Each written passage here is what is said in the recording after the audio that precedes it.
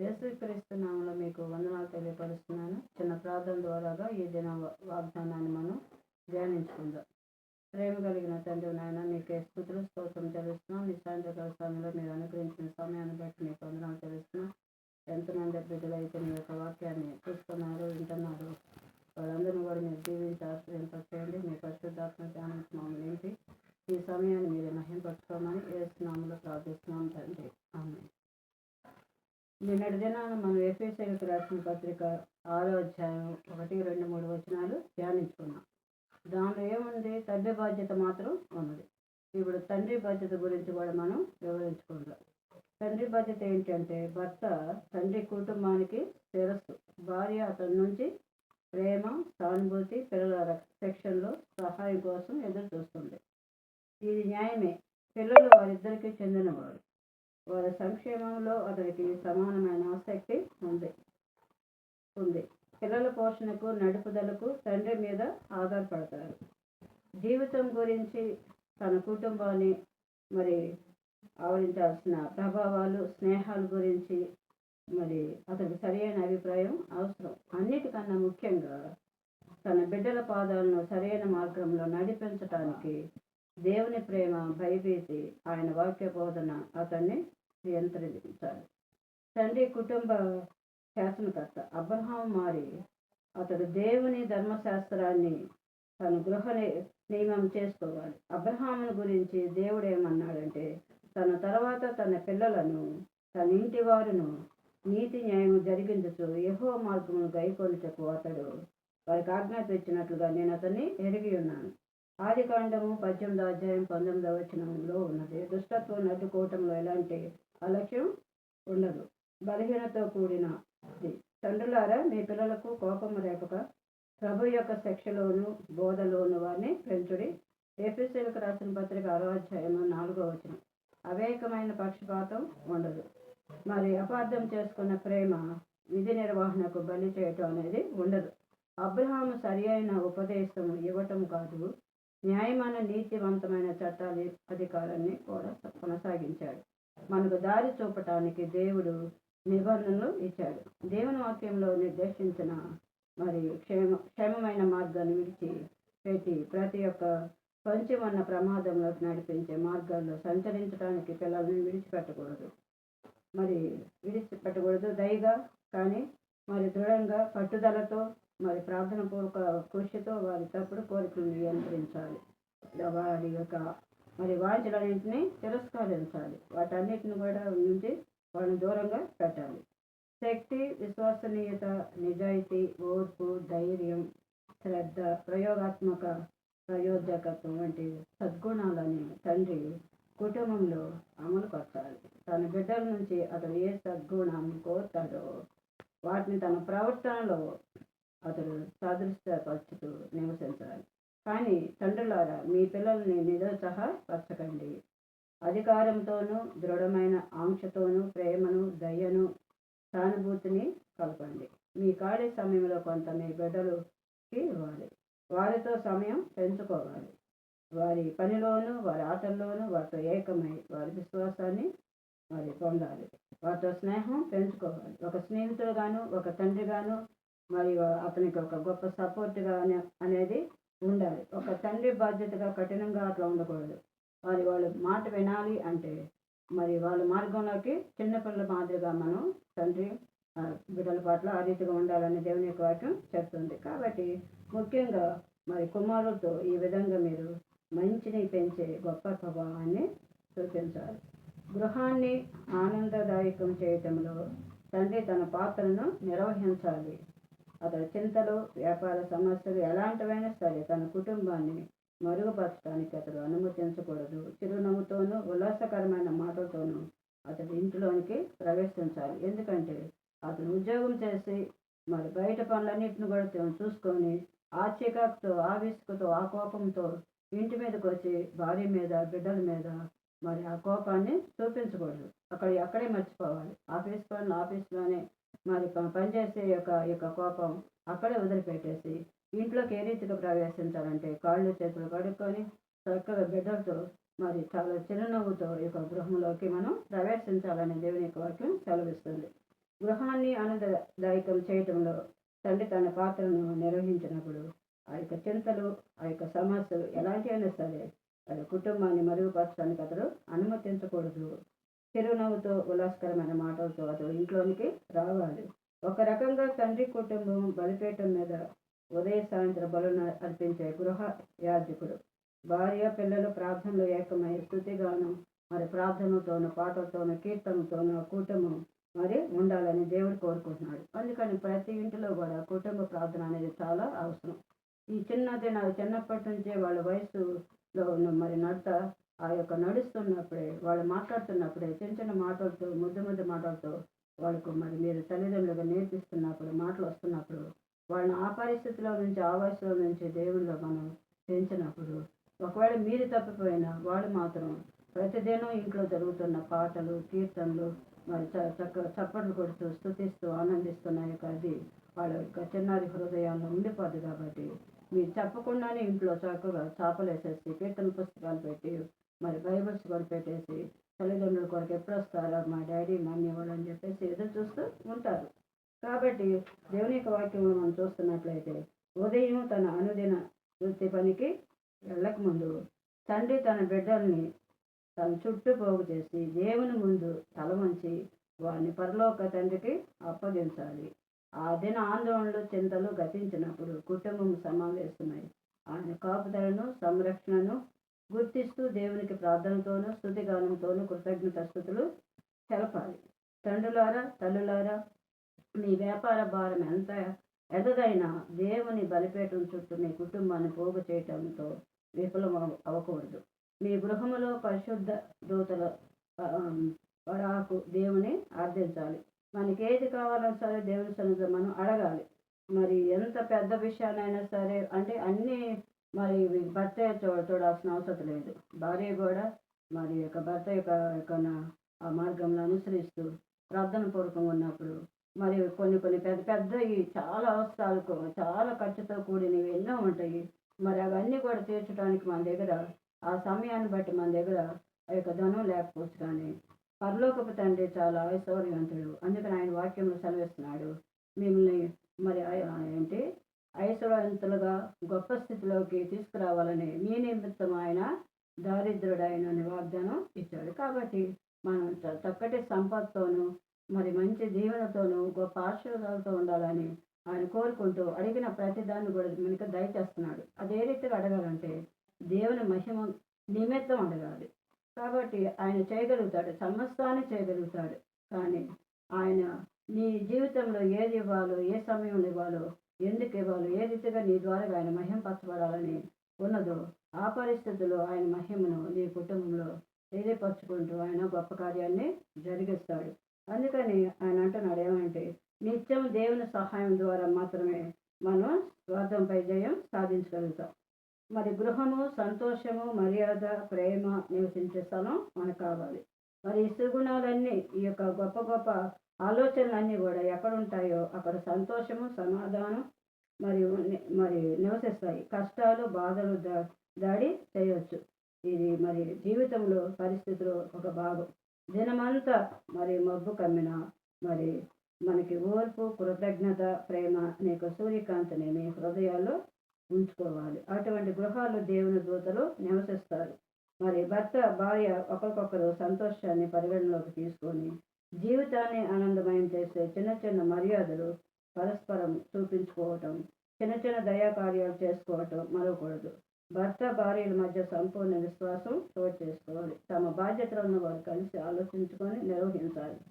బిడ్డలు ఉన్నత శ్రేయస్సు కలిసి పనిచేయాలి. మరి బిడ్డల కొరకు తల్లిదండ్రులు అంటే భార్యాభర్తలు ఇరువురు కూడా కలిసి వాళ్ళకి ఏం చేయాలి, ఎట్లా చేయాలి, ఏ రీతిగా వాళ్ళని మంచి మంచి పరిస్థితుల్లోకి వాళ్ళని తీసుకురావాలి అనేది ఏ విషయంలో కూడా చింతపడకుండా దేవుని మీద ఆధారపడి బిడ్డల కొరకు మోకరిల్లి వాళ్ళ భవిష్యత్తు కొరకు ఎంతో గొప్ప ప్రణాళికను సిద్ధపరచుకొని మరి ప్రార్థన పూర్వకంగా అడిగినప్పుడు దేవుడు ఆయన అంటున్నాడు, మలాకి గ్రంథం 3 అంటున్నాడు, మీ దశమ భాగాలు, మీ యొక్క ఇంటి మొట్టమొదటి ఫలాలు అవన్నిటిని కూడా తీసుకొచ్చి నాకు సమర్పించండి. ఎందుకంటే మరి చిన్న పనిలోను పెద్ద పనిలోను ఇచ్చినది దేవుడే కాబట్టి పెద్ద ఉద్యోగమైనా చిన్న ఉద్యోగమైనా కూలైనా సరే ఏదైనప్పుడు కూడా ఆయన ద్వారాగే మనకి కలిగింది కాబట్టి ఆ చిన్న దానిలో నుంచి నీవు దశంభాగం తీసి దేవునికి సమర్పించినట్లయితే నీ కుటుంబంలో ఎంత సమృద్ధి వృద్ధి ఆశీర్వాదాలు దేవుడు మనకి ఇస్తాడు. కాబట్టి నువ్వు ఇస్తున్న ఎంత ధనమంతా కూడా నువ్వు దాచుకుంటున్నా నువ్వు దశంభాగాలు సమర్పిస్తున్నంతా కూడా ఎక్కడికి చేరుతున్నాయి అంటే పరలోక రాజ్యం ధననిధిలోకి చేరుకుంటున్నాయి. మీ అవసరత నిమిత్తం మీ ధనంలో నుంచే దేవుడు మీకు ఆ అవసరతని తీరుస్తున్నాడు అనేది మీరు జ్ఞాపకం చేసుకోవాలని దేవుని వాక్యం సెలవిస్తుంది. కాబట్టి తల్లిదండ్రులు పిల్లల మధ్య ఎలా ఉండాలంటే ఉదాహీనత అడ్డుగోడుగా ఉండకూడదు. వాళ్ళు ఒకవేళ ఎలాంటి ఆలోచనలతో మీకు చెప్పినప్పుడు మరి కఠినంగా వాళ్ళతో వ్యవహరించకూడదు. ఎట్లా చెప్పాలంటే చాలా చిరునవ్వుతో చాలా సామరస్యంగా వాళ్ళ హృదయానికి బాధ కలిగించకుండా మరి దాన్ని తిరస్కరించాలి తప్ప కోపం ఉంచకూడదు. మరి వారికి తమ పిల్లలతో పరిచయం ఉండాలి. మరి వారి అభిరుచులు మనస్తత్వాలు మరి ఎరిగి ఉన్నప్పుడు వారి మనోభావాలు వాళ్ళ హృదయ ఆలోచనలు అన్నిటిని కూడా తెలుసుకోవాలి. మరి మీకు తెలియకుండా ఏది కూడా చేయరు. ఒకవేళ వాళ్ళు మీకు చెప్పకుండా వాళ్ళ హృదయాలు ఏదైనా ఉన్నట్టయితే దేవుని యొక్క ఆత్మ వాళ్ళలో ఉండదు కాబట్టి గద్దింపుడు దేవుడు దయచేస్తాడు. ఎందుకు ఈ విషయాన్ని నువ్వు దాచిపెడుతున్నావు మరి నీ తల్లిదండ్రులతో మరి పంచుకోమని దేవుడు తన ఆత్మ ద్వారాగా మరి బయలుపరుస్తాడు. అప్పుడు వాళ్ళు చాలా అంటే వాళ్ళ యొక్క తల్లిదండ్రుల యొక్క ఏ రీతిగా ఉన్నారు, వాళ్ళ యొక్క ట్రెండ్ ఎలా ఉంది, ఇప్పుడు పరిస్థితులు వాళ్ళు కఠినంగా ఉన్నారా అని మిమ్మల్ని చూసి వాళ్ళ యొక్క హృదయంలో ఉన్నది మీకు చెప్పడానికి వాళ్ళు ఇష్టపడతారు. కాబట్టి దేవుని యొక్క వాక్యం అంటున్నారు, వివేకము ప్రేమ గల యథార్థ గృహ మార్గదర్శకత్వంలో పెరిగిన పిల్లల్ని వినోదాన్ని స్నేహాన్ని వెతుకుతూ సంచరించరు. వారికి దుష్టత పట్ల ఆకర్షణ ఉండదు. గృహాన్ని ఆవరించే స్వభావం వారి ప్రవర్తనతో దిద్దుతుంది. కాబట్టి మనకి వాళ్ళు ఆ బిడ్డలు ఎట్లాగా అనుకుంటారంటే మంచి గృహం కావాలి, మరి ఖరీదైన యొక్క మంచి వసతులు కావాలి, మంచి పరిస్థితులు మాకు కావాలి అని అనుకుంటారు. అయితే ఒక కుటుంబం గురించి నాకు తెలుసు. కానీ ఆ కుటుంబంలో ఏంటంటే వాళ్ళు చిన్నప్పటి నుంచి కూడా చాలా కష్టాలతో ఇరుకులో ఇబ్బందులతో చాలా పరిస్థితులు వాళ్ళు ఎదుర్కొన్నారు. అయితే వాళ్ళు యవనస్తులుగా ఉంటున్నప్పుడు పెద్ద అవుతున్నప్పుడు వాళ్ళ యొక్క వాళ్ళ స్నేహితులు వాళ్ళకి బాగా ధనం డబ్బు ఉండటం వలన వాళ్ళు బాగా విచ్చలవిడిగా ఖర్చు పెట్టడం వీళ్ళు చూసినప్పుడు అయ్యో మాకు అంత ధనం డబ్బు లేదు కదా, మేము కూడా వాళ్ళతో పాటు సమానం ఎందుకు అవ్వట్లేదు అని చెప్పేసి అక్కడ ఉన్నాయని చూసి ఇంట్లో మరి తల్లిదండ్రుల మీద మరి ఎగిరిపడటం కోపపడటం మరి యొక్క వస్తువులను చిందరవందర చేయటం మరి విసుగు చూపించటం అసలు చెప్పిన పనులు చేయకపోవటం అంత గందరగోళం చేస్తున్నారు. ఏంటి అబ్బా పిల్లలు ఇట్లాగా మారిపోయారు, ఏమై ఉంటుంది కాలేజీలో వాళ్ళకి ఏంటి అసలు ఎలాంటి స్నేహితులు వాళ్ళకి పరిచయం అయ్యారు, మరి నిన్నటి వరకు బాగానే ఉన్నారు, మరి ఈ దినం వాళ్ళ ప్రవర్తన ఏంటి ఈ రీతిగా ఉందని అనుకున్నప్పుడు అప్పుడు మరి తండ్రి కాబట్టి మరి భార్య అయితే మరి ఇంట్లో పనులన్నింటిలోని బిడ్డల పనుల్లో భర్త పనుల్లో ఇంటి పనుల్లో మరి చాలా హడావుడిగా ఉంటుంది. మరి భర్త తన ఉద్యోగ నిమిత్తం బయట తిరుగుతాడు కాబట్టి మరి వెళ్ళి బిడ్డలు ఎందుకు ఆ రీతిగా ఉండిపోయారు అని చెప్పేసి ఆలోచిస్తూ తన పనిలో నిమగ్నమైనప్పుడు ఆ యొక్క ఆఫీస్లోనే ఈ పిల్లలు కాలేజ్ చదువుతున్న పిల్లల యొక్క తండ్రి కూడా అక్కడ దానిలో ఉద్యోగం చేస్తున్నాడు. మరి అప్పుడు చెప్పాడంట ఒక కొలీగ్తో, ఏమనంటే మా పిల్లలు ఏది అడిగితే అది మేము చేయటానికి సిద్ధం, ఎందుకంటే సంపాదించేది అంతా కూడా బిడ్డల నిమిత్తమే సంపాదిస్తున్నాం అన్నప్పుడు మరి సంపాదిస్తున్నారు విచ్చలవిడిగా కూడా ఇవ్వకూడదు పిల్లలకి. వాళ్ళు ఎట్లాగో ఖర్చు పెడుతున్నారు, ఎందు నిమిత్తం ఖర్చు పెడుతున్నారు, వాళ్ళని అడగవలసిన ఇక బాధ్యత మరి తల్లిదండ్రులదే కదంటే ఏది చేసినా వాళ్ళకి స్వేచ్ఛలు ఇచ్చేసాం, వాళ్ళకి స్వేచ్ఛ ఇచ్చేసాం, మరి మా ఆలోచన నుంచి వాడు తప్పిపోరు అని చెప్పేసి అన్ని రైట్స్ ఇచ్చేసినట్లుగా ఆ తండ్రి చాలా కూడా ఎగ్జైట్మెంట్గా ఒక కొలీగ్తో చెప్తున్నాడు. అప్పుడు ఆ మాటలు అతను పనిచేస్తున్న ఆయనకు వినబడి, అట్టయితే నా బిడ్డల్లో ఇలాంటి మార్పు రావటానికి కారణం వీళ్ళు అన్నమాట అని చెప్పేసి అప్పుడు ఆయన అన్నాడు ఇంటికి వచ్చి, అమ్మా ఆయన కూడా ఒక చిన్నపాటి గొప్ప సేవకుడే, అంటే సేవ చేస్తున్నాడు ప్రార్థన చేస్తున్నాడు, కానీ ఈ పిల్లల అవసరాలు తీర్చేంత శక్తి సామర్థ్యాలు ఆ తండ్రిలో లేవు. కాబట్టి ఏం చేయాలనుకున్నప్పుడు తన భార్యతో చెప్పాడు, ఈ పిల్లలు ఈ రీతిగా మాట్లాడటానికి ఈ రీతిగా ప్రవర్తించడానికి కారణం మా ఆఫీస్లో ఒక అతని బిడ్డలు వాళ్ళు కాలేజీలో ఇట్లాగా చేశారంట, అందుకని అది వాళ్ళు చాలా గొప్పగా చెప్పుకుంటున్నాడు అన్నప్పుడు, అట్లయితే నా మాట అయితే చెప్తే వాళ్ళకి నేనేం చెప్పలేను. ఎందుకంటే తండ్రి చాలా మరి అల్లారి ముద్దుగాను, చాలా మరి ఎట్లాగా అంటే కోప్పడేటట్లుగా విసుగు, ఆ కోపం అతనిలో లేదు. అంత కఠినంగా బిడ్డలతో వ్యవహరించలేడు కాబట్టి భార్య అయితే కొద్దిగా కోప్పడుద్ది, గద్దిస్తుందని చెప్పేసి చెప్పినప్పుడు వెంటనే చెప్పింది వాళ్ళమ్మ, అమ్మ మరి మన పరిస్థితులు మేము కూడా మా చిన్నప్పటి దినాలు అనేకమైన శ్రమలు పడి మేము వచ్చాము. మరి ఇప్పుడు మరి నేను ఒక గృహ నిర్వాహకురాలను అయ్యాను.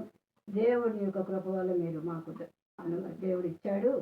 మరి మన పరిస్థితులకు అనుగుణంగా మనం ముందుకు సాగిపోవాలే తప్ప మనకి అనవసరమైన ఆలోచనలు, మరి మనకు దొరకని యొక్క వస్తువులు, మనకి లేని డబ్బు మనం అందుకోవాలంటే అది దేవుని చిత్తం కాదు. కాబట్టి మీరు బాగా చదవండి, బాగా చదువుకోండి. అంటే మేము ఇంత మట్టుకే దేవుడు మమ్మల్ని సరిపరిచాడు. మీరు ఎదిగిన బిడ్డలు కాబట్టి మీరు బాగా చదవండి, బాగా ప్రార్థన చేయండి. మీకు దేవుడు తప్పకుండా ఇస్తాడు. మాకంటే మంచి పరిస్థితులు దేవుడు మేము ఉంచుతాడు. మరి మేము ఇదే చెప్పగలుగుతున్నాము అన్నప్పుడు ఒక కుమార్తె ఏమని తెలుసా, నేను ఇంటిలో పుట్టడమే నాకు దరిద్రం అంది. ఈ కుటుంబంలో నేను లేనట్టయితే ఎంత బాగుండేది, ఎంత గొప్ప ధనికుల యొక్క గృహంలో పుడితే ఎంత బాగుండేదని తన హృదయం వ్యసన పడుతూ వెళ్ళిపోయినప్పుడు తల్లి చాలా ఏడ్చి చాలా బాధపడింది. ఏంటి ఈ బిడ్డలు ఇట్లాగా ఎదిరించి మనసుకు కష్టం కలిగించే మాట అనింది ఆ అమ్మాయి అని. కానీ చక్కని బిడ్డలు తల్లి పట్ల తండ్రి పట్ల వాళ్ళ యొక్క సమస్యలు తెలుసు కాబట్టి వాళ్ళు మౌనంగా ఉన్నారు. కాబట్టి మరి బిడ్డలకి ఎన్నెన్నో ఆశలు కోరికలు అన్నీ ఉంటాయి కాబట్టి అది తీర్చగలిగింది తల్లిదండ్రులే కాబట్టి ఎంతవరకు చేయగలుగుతారు అనేది వాళ్ళు ఆలోచించి వాళ్ళు సరైన మార్గంలో పెంచగలిగేది తండ్రి బాధ్యత మాత్రమని దేవుని యొక్క వాక్యంలో అంటున్నాడు. కాబట్టి తల్లిదండ్రులారా తమను మీరు ప్రేమిస్తున్నారని తమను సంతోషపెట్టడానికి మీరు చేయగలిగినంతా చేస్తారని మీ పిల్లలు చూడనివ్వండి. అలా చేస్తే మీరు విధించే ఆంక్షలను వారి చిన్న మనసులో మరి విలువ ఉంటుంది. మరి వీరి దూతల్లో పరలోకమందున నా తండ్రి ముఖమును ఎల్లప్పుడూ పరలోకమందు చూచుందురు అని గుర్తించుకొని మీ బిడ్డను దయా కనికరంతో అదుపు చేయాలి. మరి మత్తయి సువార్త 18:10 అంటున్నాడు, మీ పిల్లలు చేయటానికి దేవదూతలకు దేవుడిచ్చిన పనిని వారు చేయాలని మీరు కోరుతుంటే మీరు మీ పాత్రను నిర్వహించడం ద్వారా వారికి సహకరించాలని దేవుని యొక్క వాక్యం సెలవిస్తుంది. కాబట్టి పిల్లలు కొన్నిసార్లు కట్టుబాట్ల కింద మరి విసిరిపోతారు.